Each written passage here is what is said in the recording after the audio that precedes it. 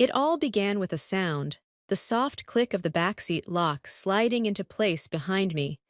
We were parked in the farthest corner of the strip mall, where a flickering streetlight had been ignored for years.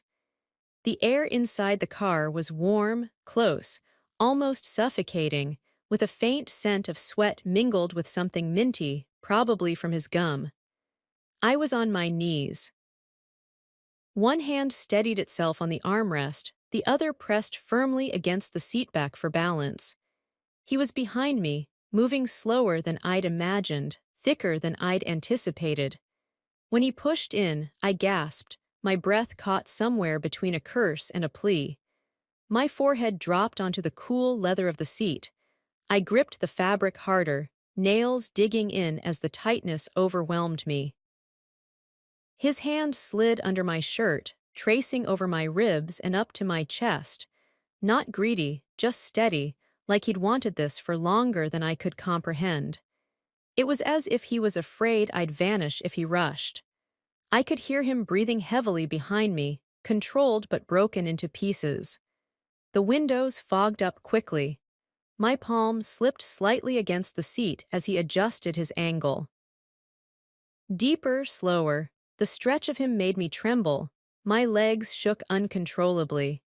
Instinctively, I tried to pull away, not to stop, but to process, and he held my hips firmly enough to keep me grounded. It was too much, yet I didn't want less. The car rocked gently with each motion, the tires creaking against the uneven pavement. In the distance, a car passed by a block away. I froze, my breath trapped in my throat. He leaned forward, pressing his chest against my back, his lips brushing my ear. "Are you okay?" I nodded. "It's a lot," I whispered. "I know," he replied, but he didn't stop. His rhythm slowed, deliberate and deep, forcing a curse into the seat cushion. My knees ached, my back arched, and then it hit me I came. Too fast, too intense, too loud. He covered my mouth gently with his hand, not rough, not dirty, just instinctive. I don't know if I moaned or sobbed into his palm. Maybe both. When it ended, we stayed like that for a moment. My body went limp, his weight heavy behind me, one hand still resting on my hip as though he didn't want to let go. I pulled my leggings up slowly, hands still trembling. Neither of us spoke. We sat in silence. I stared at the windshield, watching my breath clear a small circle of glass. Then it hit me, I thought I knew my boundaries until he crossed them. I'm 38. He's 21. He's my son's best friend, or was. Now I don't even know what to call him. He started showing up at our house about a year ago. At first, it was just rides home from school, shared headphones, late-night pizza. Then weekends, holidays, and eventually, one weekend when my son was out of town, he showed up anyway, forgetting the plans had changed. I should have turned him away. Instead, I asked if he wanted something to drink, and he said yes. That was 3 months ago. Now, here we are, in the back of his car, half-dressed and still too close. What would you do if the person who made you feel alive again was young enough to be your son's friend? How do you handle that kind of shame, that kind of longing? Because I felt it that night and every night since. And the worst part, it didn't feel wrong. It felt like being remembered, like someone saw me again. Even now, sitting here with my thighs still pulsing and my heart lodged in my throat, I know I crossed a line I can't explain. Not to my husband, not to my son, not even to myself. Before we dive deeper, do me a favor, like and subscribe. These stories aren't for everyone, but if you've read this far, you get it. The more you engage, the more YouTube shows these stories to others who feel the same, and that means more content coming your way. Let's begin. I used to disappear in plain sight. I did everything I was supposed to, packed lunches, paid bills, sent birthday cards to people I didn't even like. The house ran because I kept it running, but no one noticed. Not really. Not until him. Ethan, 21, lean and broad-shouldered, carried an energy that seemed older than his years. He and my son met during college orientation. They became fast friends. I remember shaking his hand the first time he came over, his grip warm, his smile easy, his eyes steady in a way that felt unusual for someone his age. I thought he was polite, attentive, maybe a little charming, but ultimately harmless. Months passed before I realized he watched me, not obviously, but quietly. Like when I walked out of the laundry room brushing hair off my neck, and his gaze lingered on my collarbone half a second too long. Or when I bent down to load the dishwasher and felt him shift slightly behind me as if he didn't mean to react, but he did. I ignored it. I tried to ignore it, but when a woman has been invisible for so long, being seen feels like oxygen. My husband worked long hours, distant in a way that wasn't cruel, just chronic. He'd ask if I needed anything from Costco but hadn't asked if I was happy in years, and I was. I didn't even know what happiness meant anymore. Ethan kept showing up. Even when my son wasn't around, he'd stop by to grab a charger, pick up his hoodie, or ask about dinner plans, always something. I should have told him to stop. Instead, I made coffee. We'd sit at the kitchen island, the same spot where my family used to gather for pancakes and Sunday morning laughter. He'd ask questions my husband hadn't in a decade. Do you ever think about doing something different? Were you always like this, calm? Do you ever feel stuck?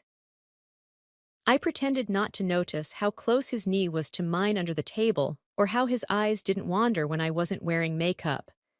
I started wearing looser clothes around him, skipping mascara, trying to look less noticeable. He didn't blink.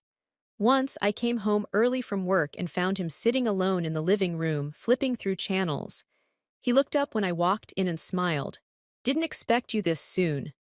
"I live here," I said. "I know," he replied, scanning my face.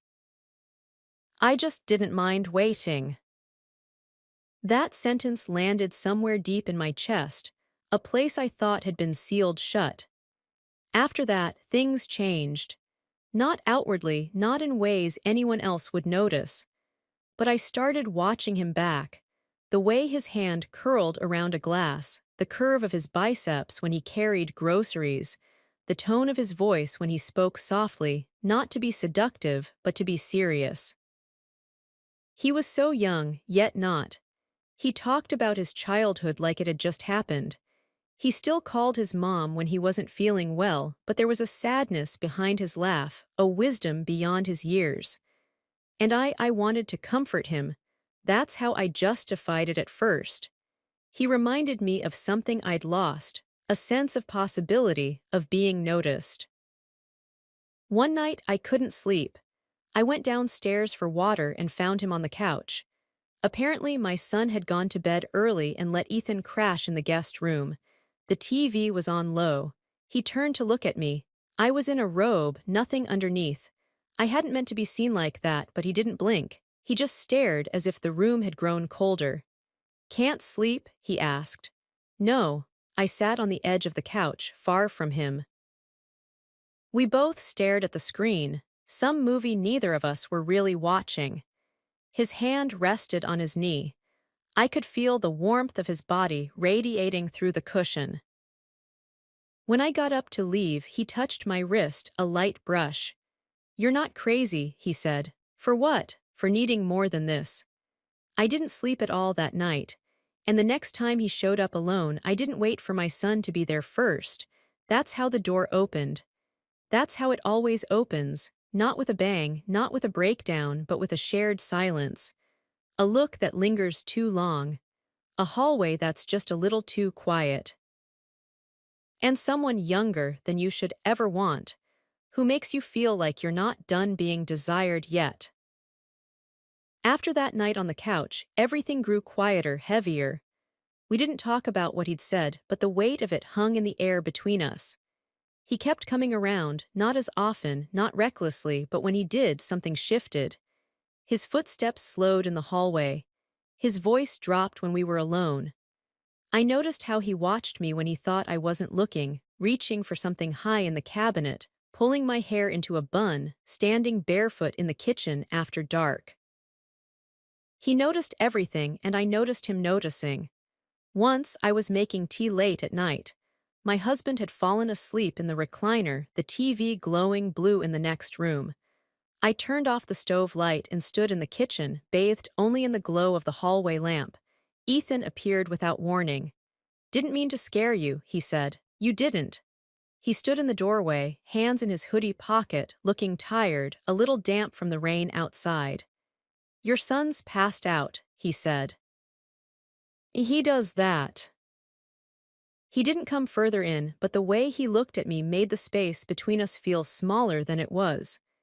"You good?" he asked. I nodded. "You sure?" I turned back to the counter, pouring my tea too fast. It sloshed. I cursed under my breath and wiped it with a dish towel. Then I felt it, not a touch, just nearness. He crossed the kitchen quietly, intentionally. He stood behind me now, close enough that I felt his breath catch when mine did. "You don't have to talk," he said. "I just wanted to be near you for a second." I closed my eyes. It was the most honest thing anyone had said to me in months. I didn't answer. I couldn't. He stepped back on his own, said goodnight, and disappeared down the hall. But my hands were still trembling when I brought the mug to my lips. The next day, I saw him through the window, shirtless, mowing the lawn, earbuds in. He didn't see me watching, or maybe he did. That night, I couldn't look my husband in the eye because the guilt was already inside me, even though it hadn't touched my skin. A week passed, then another. We kept orbiting, avoiding, returning. I kept telling myself I was imagining it until we were alone again. My son had gone out. My husband was working late. Ethan was supposed to help move furniture out of the garage. I brought him water. He was sweating, his shirt clinging to his back, hair damp, face flushed. "Thanks," he said, drinking too fast. Some of it ran down his neck. I watched it. "You okay?" he asked, eyes scanning me like I was the one out of place. "I'm fine." "You don't look fine." He took a step toward me, then another. I backed up once until my hips hit the workbench. The garage light was dim, that flickering yellow bulb casting everything in an older, grainier light. He didn't touch me, but his face was inches from mine. "Say the word and I'll leave," he said, voice quiet. "You know that." I didn't say it. Instead, I looked at his mouth, and he looked at mine. Then we both stepped back at the same time, like someone had pulled a cord tight and let go. "This is insane," I muttered, brushing past him. "You think I don't know that?" he said, half laughing, half wounded. "You think I don't feel how wrong this is every second I'm around you?" I stopped and turned. "Then why don't you stay away?" "Because you keep letting me in." He was right. I still was. The silence swelled, hot, humid, heavy. I wanted to tell him to leave, to stop coming back, to stop looking at me like I was still someone worth ruining for. Instead, I left the garage. He didn't follow. But the next time he showed up, I didn't even pretend to be surprised because what we had wasn't an accident anymore. It was a choice we kept making, slowly, deliberately, every time we locked eyes and didn't look away. And the night it finally happened, there was no excuse left, just two people standing too close for too long. The house was quiet, carrying that late-night stillness that makes everything feel heavier. My husband was out of town for work, and my son had gone camping with friends. I should have been alone, but I was. Ethan was on the couch again. He'd come earlier to help fix the screen door that was always sticking. "I'll only stay a minute," he'd said. "Just want to make sure it latches right." That was hours ago. Now it was nearly midnight. The only light came from the stove bulb, casting long shadows across the kitchen tiles and bleeding into the hallway. I stood by the sink, rinsing a glass I'd already cleaned twice. I felt him behind me before I heard him. He didn't speak, just leaned against the doorframe, arms crossed, hoodie off, t-shirt clinging to his chest. He looked young but not harmless. "You okay?" he asked. I nodded without looking at him. Liar. I turned. He didn't move, but the way he looked at me, it undid something. "You should go," I said quietly. "Yeah," he replied, "I should." I didn't tell him to. My hand was still wet from the sink when he stepped toward me. I wiped it on the side of my jeans without thinking. He stopped in front of me closer than usual. His eyes searched mine like he was trying to find the last reason not to do this. "You're not ready," he whispered. I swallowed. "I've been ready," I said. "I've just been pretending not to be." That broke it. He reached for my face, slow, reverent. His thumb traced my cheekbone like I was fragile, like I might run. I couldn't, I kissed him first. His mouth was warm, uncertain for half a second, then all in. His hands slid down to my hips, gripping tighter than they should have, pulling me in until my chest pressed against his. I felt the weight of him, all that youth, that urgency, that restraint fraying at the edges. We stumbled down the hallway, not frantic, just inevitable. I pulled him into the guest room, the only one with clean sheets. The blue glow of the hallway lamp leaked through the open door. I didn't close it. I couldn't even think. He kissed me again, deeper, slower. One hand buried in my hair, the other sliding under my shirt, not like a boy grabbing, but like a man learning. "Tell me to stop," he murmured, voice strained. "No," I said, "don't." I pulled my shirt over my head. He froze for a second. His eyes dragged over my chest, my stomach, my skin that had stretched from childbirth, sagged from time, softened from disuse. He didn't flinch. He touched me like I was made of fire. His mouth found the side of my neck, then my collarbone. My hands fumbled with his jeans. He helped. They dropped to the floor. His breath caught when I touched him, thicker than I'd expected, heavy in my hand. He hissed through his teeth. "Jesus." I guided him onto the edge of the bed and climbed into his lap, knees on either side of his thighs, palms braced against his shoulders. The first time he slid inside me, I gasped, tighter than I'd prepared for. My body clenched around him, too much, too fast. His hands gripped my waist, eyes locked on mine like he was watching every flicker of reaction. "You okay?" he asked, breath shaky. I nodded. "Don't move, just stay." We stayed like that for a minute, joined, still, breathing into each other's mouths. Then I began to move, slowly testing the stretch, letting the pressure build. His head dropped to my shoulder. He swore under his breath. It was different, not like the back seat, not rushed, not dark. This was full, raw, too much. He held my hips, trying to control the rhythm, but I wouldn't let him. I moved slow, steady, my body shaking with every inch. His fingers dug into my skin. His mouth opened against my shoulder like he couldn't form words anymore. When I tightened around him, he let out something between a moan and a broken laugh. "You're killing me," he whispered. "I know." He came first, tried to hold back, failed. His body bucked under me. He bit down on my shoulder, not hard, but enough to leave something behind. I followed, harder than I expected, longer than I wanted. My legs gave out and I collapsed against his chest, still shaking. We stayed like that, his arms around me, my face buried in his neck. Neither of us said anything. Eventually, I pulled away. My legs were weak, my heart still racing. He helped me clean up, gave me space to dress, didn't push. And when he finally turned to leave the room, he hesitated. "That wasn't just physical," he said. I looked up. "I know," I said. He nodded and left. And I sat alone on the edge of the bed, feeling everything I hadn't felt in years flood through me at once: need, regret, relief, shame. But under all of it, I felt alive again. The morning after, everything looked the same coffee mug in the sink, the same socks kicked under the couch, the same quiet drip from the bathroom faucet I still hadn't fixed. But I wasn't the same. I moved slower, watched myself too closely, like I could spot the evidence on my own skin before someone else did. I could still feel him, the way he moved inside me, the way he held my face afterward, like he couldn't believe I'd let him touch me like that. The way his scent lingered on my sheets long after he left, it didn't feel like a dream. It felt remembered. But the guilt set in fast. When my husband texted from his trip, just a simple "miss you, babe," I stared at it like it was a question I couldn't answer. I typed "miss you too" and deleted it 3 times before I finally sent it. When my son texted later that day to say they'd gotten rained out and were coming home a day early, I nearly dropped my phone. I stripped the guest bed twice, washed everything, changed the pillowcases, even though they didn't smell like him anymore. But I did. I couldn't look at myself in the bathroom mirror without flinching because the age difference didn't feel abstract anymore.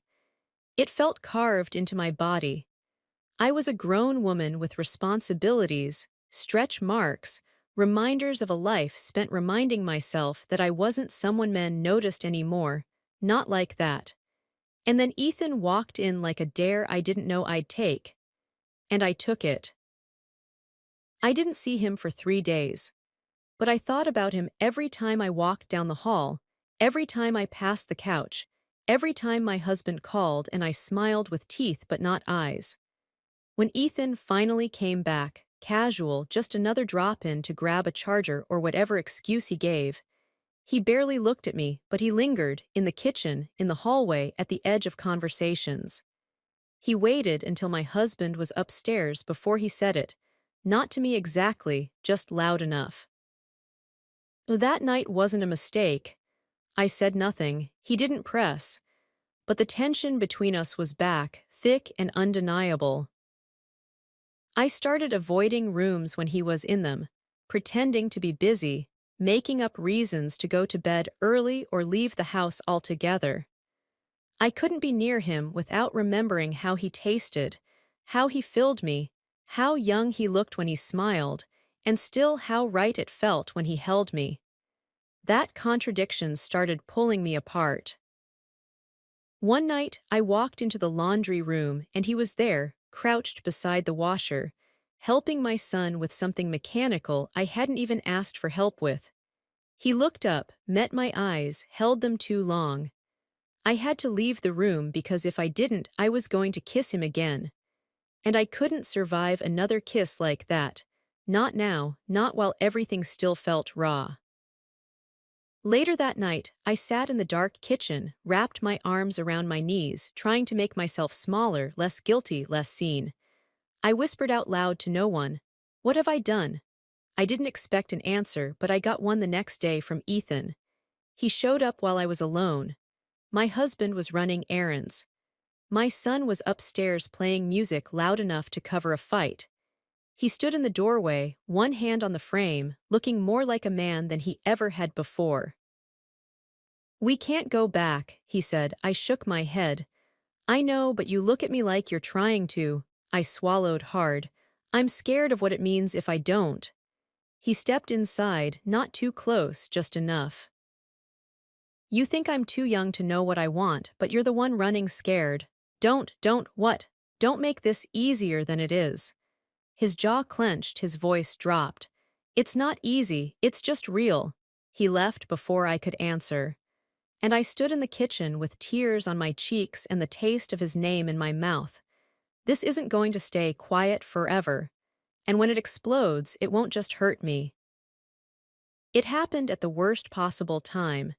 Sunday morning, eggs still warm on the stove. My son sat at the kitchen table, earbuds in, scrolling through something on his phone. My husband was upstairs, shower running. I was drying a plate when my son spoke without looking up. "Hey, did Ethan say something weird to you?" My hand froze. "Weird how?" "I don't know, he's just been off lately, not texting back. He canceled on movie night. Said he needed space." "From what exactly?" "From me," he said, finally glancing up. I turned back to the sink. My pulse thundered. "Did he say anything about me?" I asked too carefully. "No, why would he?" I didn't answer. Just folded the towel and walked out of the room before my face betrayed everything I wasn't supposed to be feeling. The thing is, I had been preparing for someone to find out, but I thought it would be my husband or a neighbor. maybe a text left open by accident. I didn't expect Ethan to be the one to break. He stopped coming around, no calls, no visits, nothing. At first, I told myself it was for the best, that the silence was space to breathe again. But it didn't feel like relief. It felt like abandonment.